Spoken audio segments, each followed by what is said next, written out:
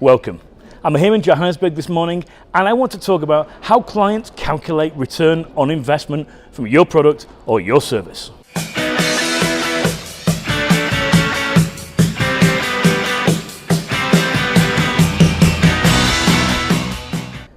Now, return on investment is a funny thing, and often I find that people go, oh, they'll calculate ROI by this way or that way.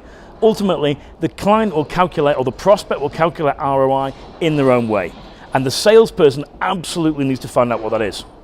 Most of the challenges I find after people have made a purchase, when buyer's remorse comes along and they say poor things about you and your company or your product or service to other people, negative feedback, all comes from a mismatch of expectations.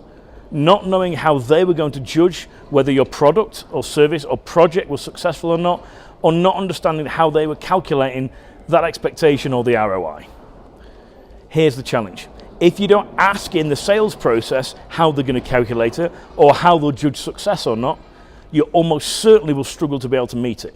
Yet you think you've done a really good job. The client will say, oh, well, this didn't happen and this didn't happen. It just didn't really work for us. And often the supplier's almost offended. And they'll say, oh, well, we did this. I worked through the night. I spent ages doing this. And I can't believe you didn't think it was, we worked really hard on this. It's not about whether you worked hard. It's about whether you met their expectations.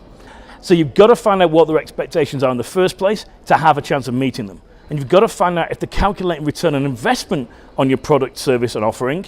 You've got to find out how they're going to calculate that, measure it, and make sure you achieve it afterwards and can demonstrate that. Then you'll get more business from them potentially, more referrals, and more recommendations.